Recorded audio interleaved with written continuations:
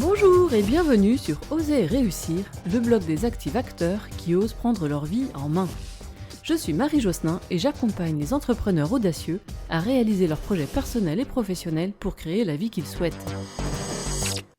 Bonjour Virginie, merci d'être avec nous aujourd'hui. Bonjour Marie, ravie d'être avec toi.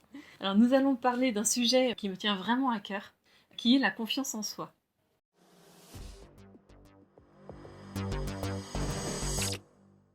Quelles sont pour toi les causes principales du manque de confiance en soi ? Pourquoi est-ce que les gens manquent de confiance en eux ? Je pense que la construction psychique se fait avant, pendant et après la naissance. Et l'éducation façonne également ce que nous sommes, nos valeurs, nos croyances, y compris nos croyances limitantes. Et puis, nos expériences de vie vont venir renforcer cela. Le système éducatif, je t'en ai parlé il y a quelques instants, souligne plutôt la faute et l'erreur. Je crois que effectivement le système éducatif, que ce soit à travers l'école ou à travers la maison, est aussi un des grands facteurs de manque de confiance en soi. Si tu répètes à un enfant qu'il n'est pas doué pour les mathématiques, tout au long de son enfance et ta petite enfance, il y a peu de chances qu'un jour il soit bon dans cette matière. Sauf s'il décide de rejeter la croyance et la parole parentale. Finalement, la parole parentale, quand on est petit, c'est un vrai modèle. Je veux dire, on se construit par rapport à elle. Ça nous permet de nous identifier. C'est notre habitus. C'est là où on vit et où on va se développer. Et normalement, on peut se développer en toute sécurité. Et je pense aussi que la confiance en soi vient de cette capacité à se sentir sécure dans l'habitus. Et le premier habitus que l'on fréquente, c'est la cellule familiale. Et je pense qu'il faut quand même une grande force de caractère pour résister à un système ou à une éducation. Ça me rappelle une citation d'Einstein que j'ai découvert il n'y a pas très longtemps et que j'aime beaucoup, et qui dit « Tout le monde est un génie, mais si vous jugez un poisson sur ses capacités à grapper à un arbre, il pensera toute sa vie qu'il est un imbécile. » C'est aussi de pouvoir dire à nos enfants qu'on les accepte tels qu'ils sont, avec ce qu'ils sont, avec leurs différences, et finalement de la différence naît la richesse, plutôt que de se conformer à un idéal, à un enfant idéal ou à l'image qu'ils pensent qu'on a de l'enfant idéal. Si les adultes, parents ou référents, se réfèrent à des Des normes normes. pour évaluer telle ou telle capacité ou aptitude d'un enfant, automatiquement, il va estimer sa valeur à travers ça. À travers ces normes, Parce qu'on ne tout sait à pas fait. lui donner un autre filtre. On ne lui donne pas forcément les circonstances et l'environnement pour se révéler autrement. De lui dire, t'as un terrain de jeu là, on ne sait pas comment il est, on ne sait pas où ça va te mener, mais vas-y, il va y avoir plein de belles choses qui vont se révéler. Oui. On ne le fait pas ça en fait. Il y a la scolarité, il y a un rythme, les journées sont ponctuées de rituels et d'obligations aussi. Oui. Ils ont aujourd'hui peu de marge de manœuvre, peu de marge d'ennui aussi pour pouvoir se révéler eux-mêmes. Les écrans, avec un écran en fait, ils n'ont plus besoin de se creuser la tête ou de se révéler à travers un dessin ou autre chose. Tout à fait. Des thérapeutes ont souligné cette difficulté des écrans, qui empêche en fait aux enfants de se révéler et de révéler qui ils sont. Et puis d'inventer leur vie. Parce que à travers un conte ou à travers un jeu, ils vont pouvoir inventer qui ils sont. Or aujourd'hui, cette vie-là, elle se fait à travers un écran, c'est-à-dire qu'il y a déjà un personnage existant où tout est possible, où tout est permis, mais qui est un personnage virtuel et confronté à la réalité, que ça peut générer de la frustration. Oui. Et puis, ça génère des normes qui sont parfois en dehors de la réalité et de ce qu'ils sont. Quand tu dis que le regard de l'adulte, du parent, conditionne l'estime aussi, la confiance en soi de l'enfant, ça rejoint l'effet Pygmalion. En fait. Il y a eu une expérience qui a été réalisée par des chercheurs. Alors d'abord sur des souris. Ils ont mis en place 2 groupes de souris qu'ils ont confiés à des universitaires. À un groupe d'universitaires, ils leur ont dit ce sont des super souris, elles ont été sélectionnées, elles sont au top, c'est la crème de la souris. Et il faut leur faire passer le labyrinthe. Et puis l'autre groupe, c'est on vous donne un lot de souris, mais clairement, on n'y croit pas, c'est un petit peu la dernière chance. Voilà. Et bien en fait, c'était juste pour conditionner leur rapport avec le groupe de souris. Ils avaient le même labyrinthe, les mêmes conditions. Et bien les souris qui avaient été survalorisées ont mieux réussi l'épreuve que le groupe de souris qui avait été dévalorisé volontairement et qui parfois n'arrivaient même pas à passer la porte d'entrée du labyrinthe. Et là, ils se sont aperçus que le rapport psychologique que le groupe pouvait avoir, le relationnel déjà avec le groupe, prédéterminait la réussite ou l'échec. Et c'est vrai. Des individus. Alors là, les souris. Mais ils ont fait le test aussi à l'école, dans une classe de maternelle. Oui, ils ont mis en place un test de QI qu'ils ont proposé à l'enseignante. et en leur disant on vous donnera les résultats. Et en fait, ils ont mis des résultats aléatoires. Ça a conditionné aussi le regard de la maîtresse, et à la fin de l'année, ils ont refait passer le test, et ils se sont aperçus que le conditionnement avait fonctionné, alors qu'en fait, en rien, les résultats n'avaient été révélateurs du niveau des élèves. Et d'ailleurs, c'était même pas un test de QI, c'était Mais un c'est truc très bidon. intéressant de voir effectivement comment le regard qu'on va porter sur nous et la croyance que l'on va avoir de notre capacité à agir va influencer sur le résultat et va faire qu'on va réunir ou pas les conditions de l'échec ou de la réussite. Oui. J'ai réalisé un article dessus sur mon blog. Et c'est impressionnant de s'apercevoir que la disposition psychologique et du cœur aussi de la personne envers une autre personne a déjà un impact.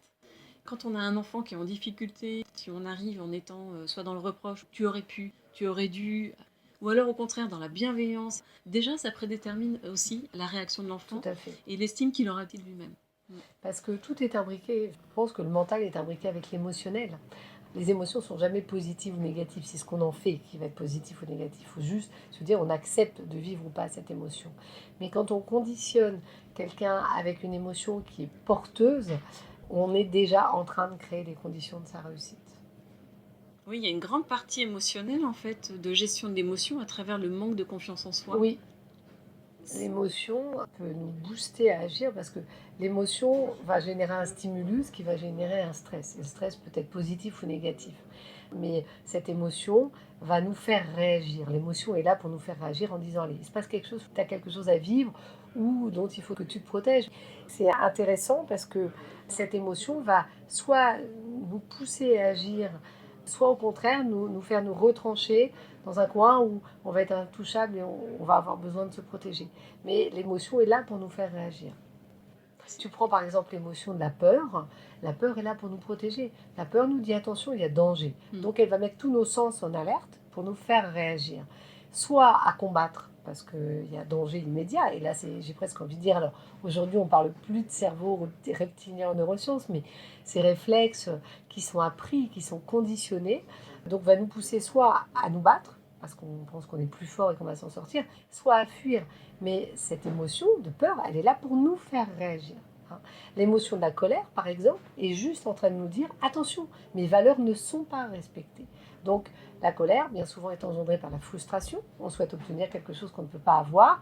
On va se mettre en colère. C'est un indicateur, la colère, de quelle valeur en moi est touchée. Ma valeur n'est pas respectée. Or, si j'ai de l'estime de moi, je suis quelqu'un de suffisamment important pour que mes valeurs soient respectées. Aujourd'hui, on retrouve chez des personnes qui n'ont plus aucune estime d'eux cette incapacité à se mettre en colère. La tristesse a remplacé la colère.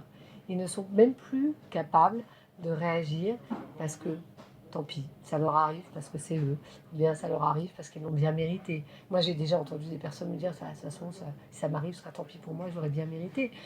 C'est dramatique de dire à quel point j'ai perdu l'estime de moi pour en arriver à dire ça à un moment donné. La colère, c'est une émotion qu'on aime peu et pourtant qui est hyper saine. C'est celle qui nous permet de faire respecter nos valeurs profondes, ce que nous sommes, ce qui est important pour nous. Tu évoques les réactions dans des situations de colère, dans les situations de risque. Et ça me fait penser en fait à la réaction de paralysie. Parfois les gens sont complètement bloqués. C'est la terreur. Ils sont en inhibition. Oui. On s'aperçoit qu'il y a cette incapacité, parfois même à mettre les mots sur ce qu'ils ressentent, oui. à agir, à prendre la décision. Alors ça peut basculer vers la dépression, des sentiments de victimisation. Et là, c'est vraiment la spirale en fait, l'enchaînement des réactions et des émotions. Dans cette situation-là, ça vient contribuer encore plus aux pertes de manque de confiance en eux. La confiance en soi, c'est vraiment la capacité à agir à un moment donné, à prendre des choses en main parce qu'on se sent capable. Oui, la confiance en soi, en fait, elle pousse vers l'action. Elle nous permet d'oser. Finalement, il y a 3 composantes. L'estime de soi, c'est l'amour de soi. Se dire que la personne que nous sommes mérite d'être aimée. Ensuite, la vision de soi, qui est une des composantes de la confiance en soi, ça permet de se projeter positivement et de croire en soi. Se dire, ok, demain, je change de job, ok, je vais faire ce qu'il faut pour ça. Et la confiance en soi, ça y est, on est dans l'action. La confiance en soi, c'est notre capacité à agir, non seulement à nous projeter positivement, mais à passer à l'action parce que l'on s'en sent capable sans éprouver une crainte excessive. En se disant, quoi qu'il arrive, ce sera une expérience et j'y vais. Et puis, avec en arrière-fond la croyance que je vais réussir. Je vais faire du mieux que je peux pour pouvoir réussir. il y a l'idée alors de passer à l'action et aussi de construire sa vie. Il y a comme une appropriation de ce que je vais faire. Je vais agir pour pouvoir construire des choses et puis en même temps on sent que c'est une dynamique qui s'alimente en fait, qui elle s'auto-alimente, c'est un cercle vertueux. Avec l'idée qui est de ne plus subir sa vie. Je prends les rênes, je deviens acteur de ce que je suis et de mon propre changement. Je ne subis plus le désir de l'autre. Je vais ce vers quoi je crois, ce qui est bon pour moi. Il y a des tas de gens qui subissent au quotidien des choses qui ne sont pas bonnes pour eux et qui ont tellement peur de ce qui pourrait se passer si ça s'arrêtait, qu'ils vont continuer à subir des choses. Or, quand on subit quelque chose qui n'est pas bon pour nous, on perd de l'estime de soi. Parce qu'on se dit, ça ne me convient pas et pourtant, je reste et je subis encore ça. Ça demande un courage incroyable de rompre une situation qui est inconfortable pour nous et de dire à un moment donné, ok, je me sens capable de faire quelque chose. Et d'ailleurs, il y a un livre qui est très intéressant de Laurent Gounel qui s'appelle L'homme qui voulait être heureux et qui explique justement cette notion de croyance limitante et de se dire à un moment donné, mais finalement, qu'est-ce qui pourrait me pousser à agir? Qu'est-ce qui m'empêche d'agir? En coaching, il y a une phrase que je dis souvent à la personne. Il y a des gens qui me disent, ouais, mais ça j'aimerais bien, mais c'est impossible. Et je leur dis, mais si je vous donnais une baguette magique, là, tout de suite, maintenant, vous faites ce que vous voulez avec cette baguette magique, qu'est-ce que vous feriez? Qu'est-ce que vous changeriez? Quel métier vous feriez? Et bien souvent, ils disent des choses qui sont parfaitement réalisables. Mais la croyance limitante qu'ils entretiennent depuis des années, c'est que c'est pas pour eux, c'est pas possible, ils vont pas réussir.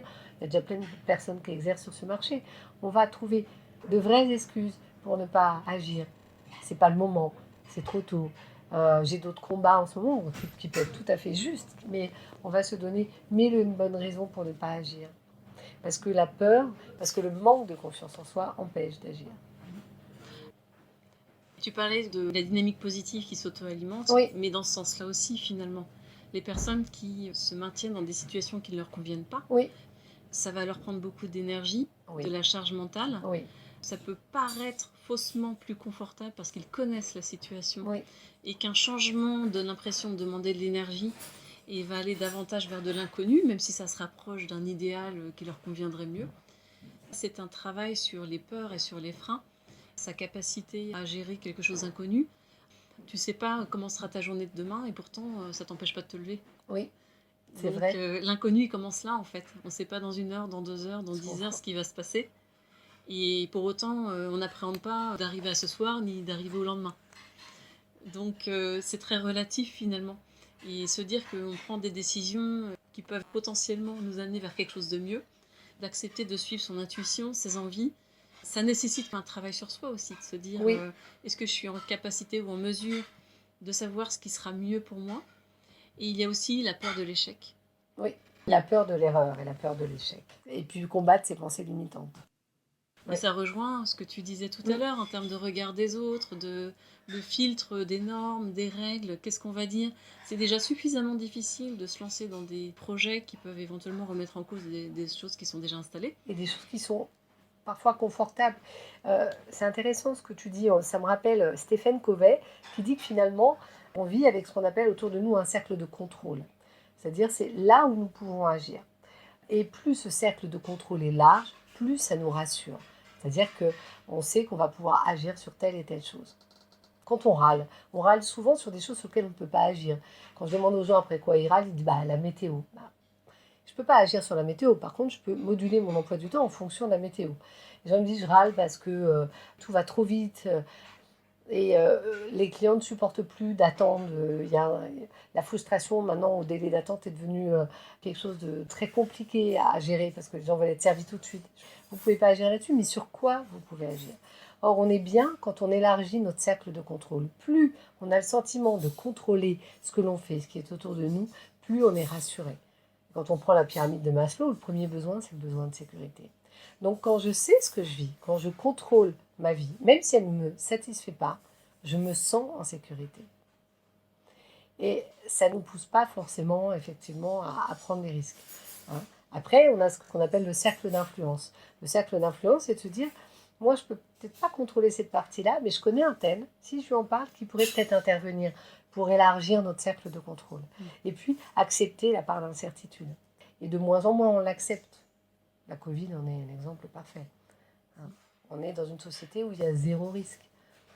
Quand j'étais petite, je ne me posais pas les questions de savoir si je pouvais aller jouer au pied de l'immeuble dans le bas de ma résidence. J'y allais, mes parents avaient absolument pas peur qu'il m'arrive quelque chose. Aujourd'hui, on a peur d'envoyer ses enfants jouer tout seuls dehors ou dans une cour. Oui, et puis on les éduque dans ce sens-là aussi. On continue à développer leur peur et leurs craintes. Ouais. Et tu parlais du droit à l'erreur. Certaines familles inculquent dès leur plus jeune âge aux enfants le droit à l'erreur. Et ces parents-là ne se veulent surtout pas des parents parfaits. Et ils montrent qu'en n'étant pas des parents parfaits, ils montrent à leurs enfants qu'on peut les aimer de façon inconditionnelle, quelle que soit leur action, même s'ils ne sont pas parfaits. Et les enfants qui ont confiance en eux ne sont pas déstabilisés par le regard de l'autre. Ils ne cherchent ni à être parfaits, ni à être aimés. Donc c'est vrai que je pense que l'éducation, l'enseignement, la place dans la fratrie joue aussi dans cette acceptation et dans cette confiance en soi. Avoir été accepté de façon inconditionnelle par les autres enfants à l'école, par sa famille, qui que nous soyons, va renforcer la confiance en soi. Donc c'est déjà aussi d'accepter le droit à l'erreur, accepter de ne pas tout contrôler, accepter de ne pas forcément être conforme à l'image que l'on pense que les autres attendent de nous, et puis accepter de se tromper. C'est pas grave de se tromper, on apprend de nos erreurs. C'est même une condition pour avancer en fait. Oui. Je suis assez navrée de la notion d'erreur, parce qu'on l'a créée toute pièce. Ce sont juste des expériences qui font découvrir tellement d'autres choses, mais comme on met l'étiquette d'une erreur quand on cherche un objectif, on se dit juste c'est une erreur. Peut-être qu'un coup de pioche en plus et c'était une pépite, différente mais ça aurait pu être une pépite. Puis de grandes découvertes sont produits d'erreurs. Exactement.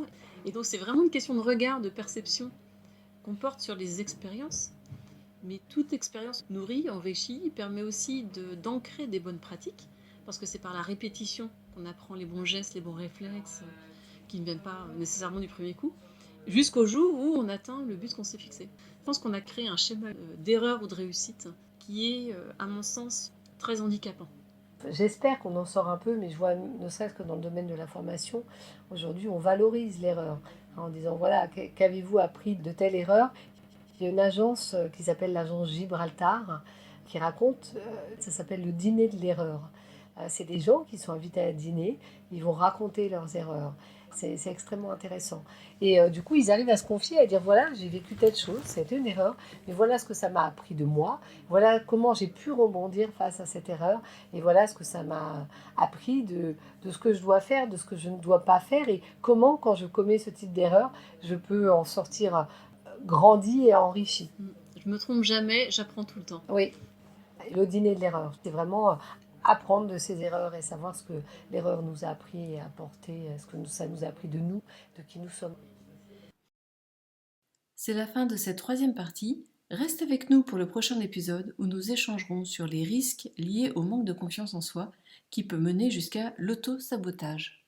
Alors merci pour ton écoute et je te dis à bientôt sur Oser et réussir. Bye bye.